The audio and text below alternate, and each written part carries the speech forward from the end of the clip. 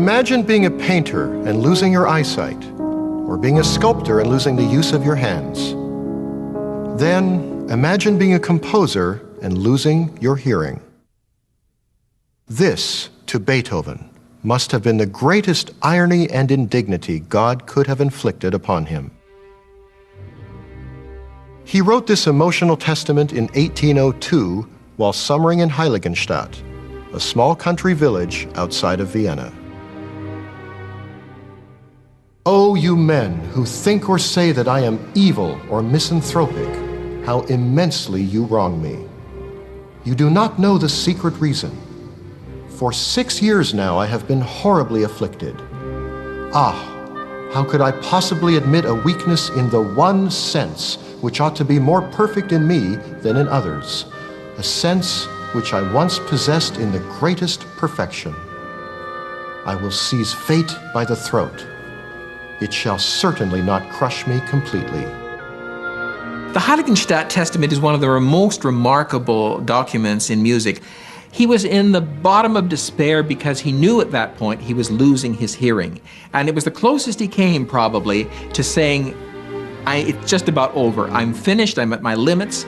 But he turned back from the brink, and thank goodness he did, because greatness followed. Going deaf for a musician would be just the most tragic, awful thing. We know that Beethoven, when he wasn't quite totally deaf, had friends over for a supper, and there was a young girl, and she thought she had seen a mouse, and she squealed. And you know how children can sometimes squeal really loud, really high. And Beethoven started to cry because he heard it. To the extent that Beethoven's deafness was a tremendous, tremendous hardship for him, bringing him near to the point of suicide, he, grew in a way. He had to face that terrible tragedy and deal with it, and he did very heroically. And so as a human being, he grew. And I like to think there's a correlation between one's character and one's ability to put into musical notes and sounds what we are as human beings. He must have had a lot of desperation in him. You imagine the most superb musician can't hear the stuff. It could only hear it in his head. It must have driven him mad, and that may well have contributed to some of that wonderful music.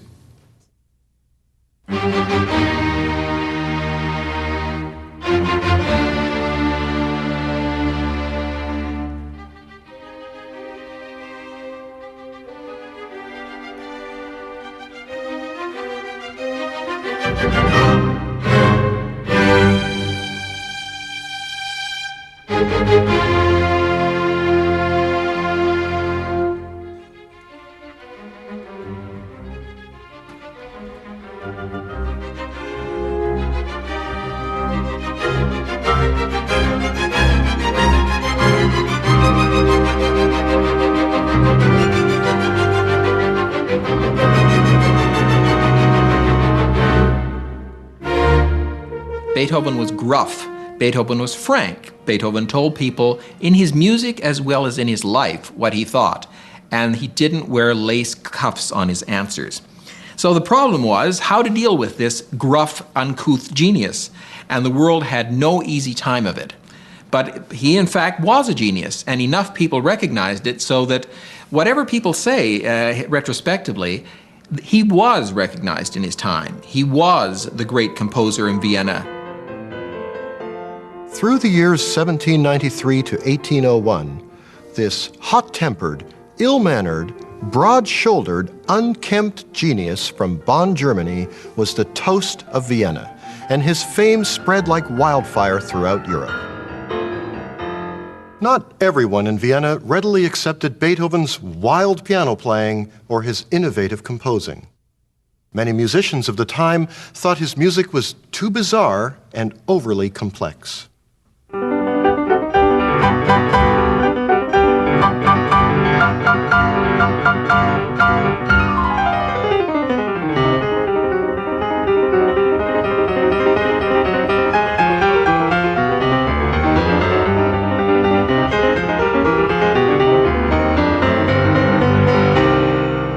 Oh, I think we all, as musicians, would recognize that Beethoven was one of the supreme geniuses. I think he's more responded to for the energy and the drama of his music than the poignancy and the tenderness. But there was no one ever so tender as Beethoven could be. You know, people like to pigeonhole composers, and they say, oh, Mozart and Haydn, that's one pigeonhole. Beethoven, yeah, that's that's where everything else started. It's not quite like that, but Beethoven was somebody who really liked to challenge everything. He was a sort of breaker of the rules and a breaker of instruments. He was a rough man, challenging. I think he essentially removed the politeness from music. In Mozart, you find tremendously deep feeling, but the form was still very elegant. In Beethoven, you have very often the sense that he's straining at the very limits of form in order to say what he wants. And he shakes his fist a lot. He's, in one sense, a very naive man.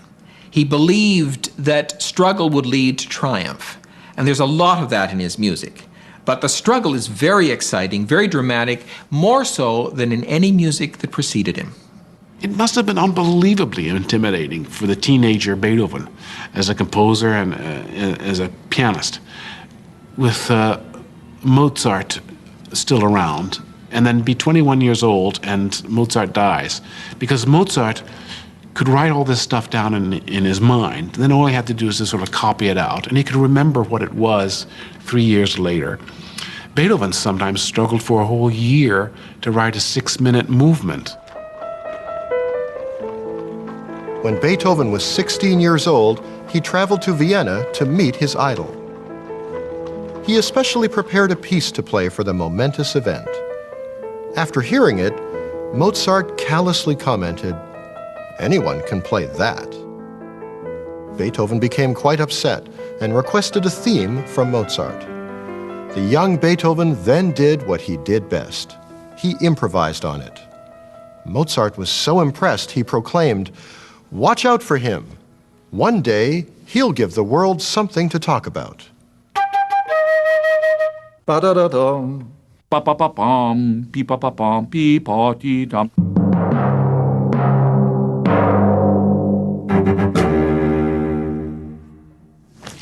This is a good motive. You don't forget it in a hurry.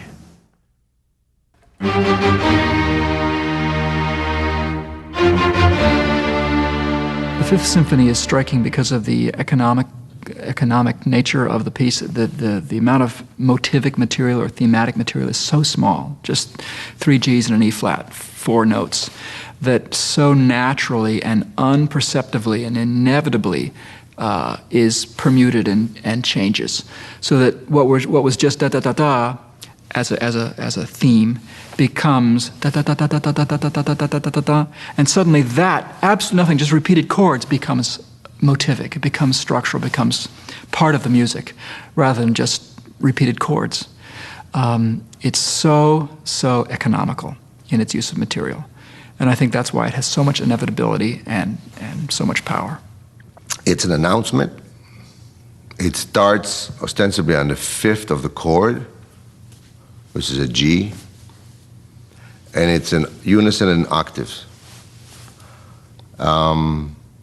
But he doesn't go pa pa pa pa pa pa pa pa. He goes pa pa pa pa pa pa pa pa. He goes right away to a sub key, and pa pa pa pa pa pa pa pa pa pa pa. That's the first time you know you're really in C minor. See, there's an example of Mozart concerto. Let me play it for you. Mozart concerto in C minor goes. It's in 3/4. It goes.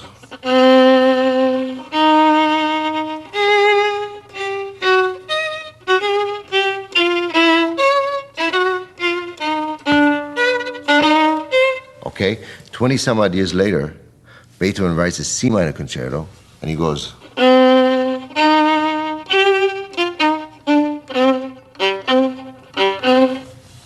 Now, which one was more adventurous? Which one had more character? They both have the same character. They wrote what they felt. I'm convinced that Beethoven saw It's amazing that. Never heard before that way. Okay, so equivalent.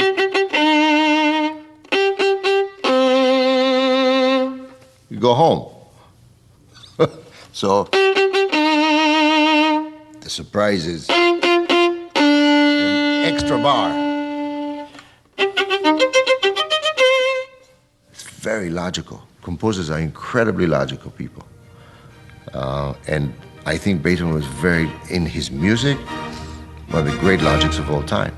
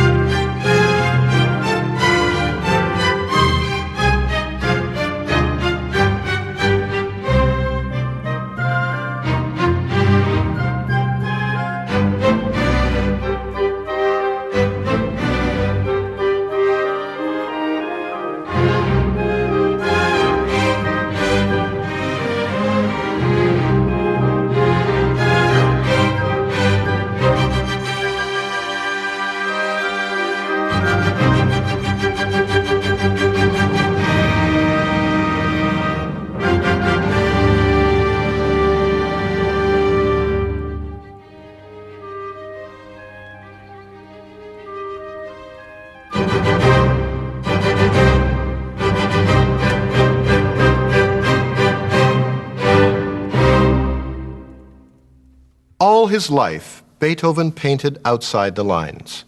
Not only did he expand the traditional limits of the symphony, but he redefined classical music forever. Beethoven expanded our mind through the listening process. He took the Haydn Symphony, the size Haydn Symphony, and created a new syntax. Basically, in language you would say a new syntax. He added some words, yes. He later on added some instrumentation, but ostensibly he took what he had at hand. The way he put it together, the way he put the orchestration, the way he orchestrated, that's why it expanded our listening process, by that expanding our mind and thought. He thought about the symphony as an organic listening experience. So one thing he did was change the balance between first and last movements. He created out of the symphony a longer frame, four-movement experience where weight was not only the opening movement but also in the final movement. That's number one. Number two, that Beethoven found a way to create a dramatic narrative out of the movements that was not simply a subject of contrast. So in a Mozart or Haydn symphony, you have a first movement, then we have a contrasting second movement, then a third movement. And what these movements relate, their relationship one to another, is never really worked out. Beethoven has it worked out. He thinks of the movement as a kind of theater with four acts, a drama with four acts.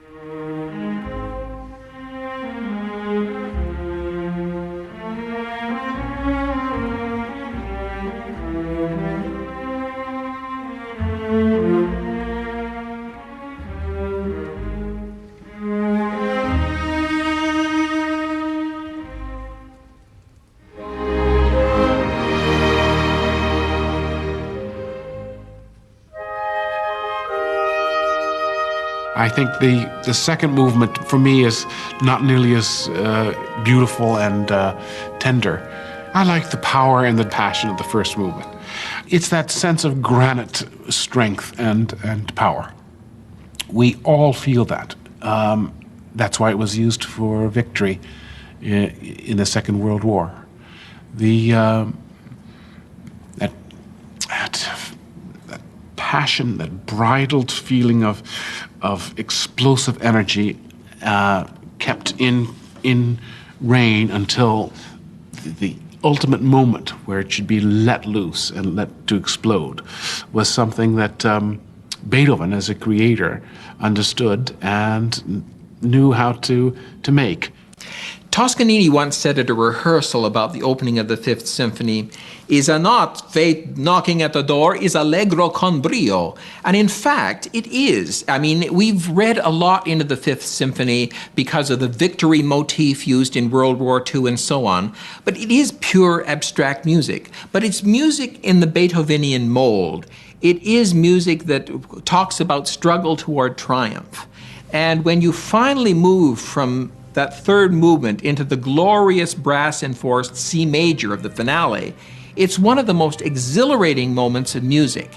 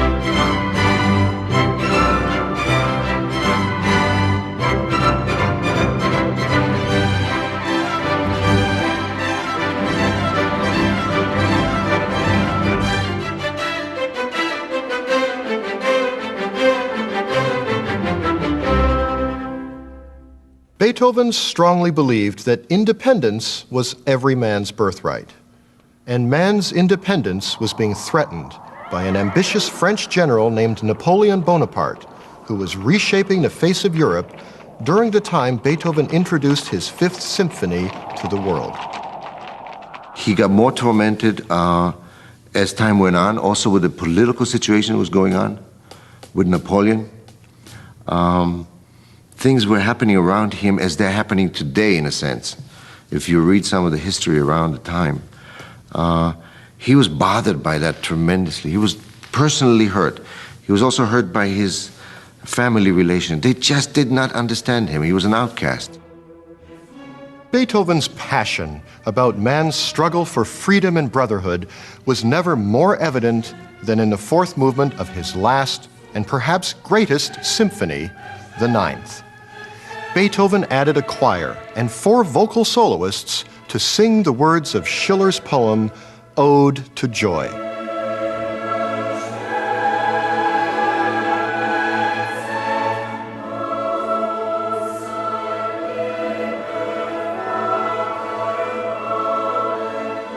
The Ninth is the last finished symphony, and if you look to that symphony, it was the first one that added voices to a purely instrumental concept of composition. Why did he do that? Because he had a specific message, and it's in there in the Schiller, Alle Menschen werden Brüder. All men are going to become brothers.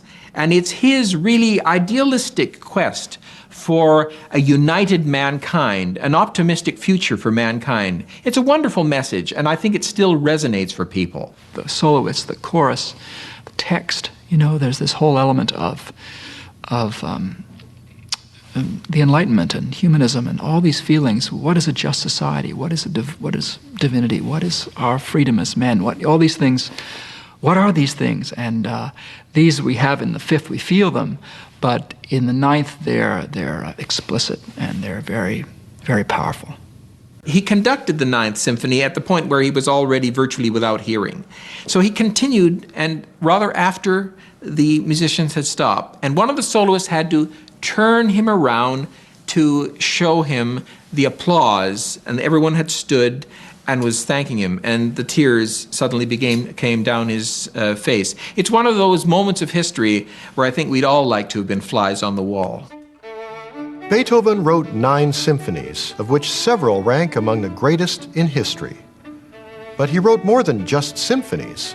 He composed 5 heralded piano concertos, 1 violin concerto widely acknowledged as music's best, 16 string quartets, many of which are considered to be among the greatest ever written, 1 opera, which is an acknowledged masterpiece, and so many more great works of art. Would Beethoven have been as great, or even greater, if he hadn't gone deaf? I don't think so. I believe his deafness stirred something inside his soul and pushed him to a loftier ideal. It forced him to cast aside all classical rigidity and write monumental compositions bursting with emotion and inspirational triumph.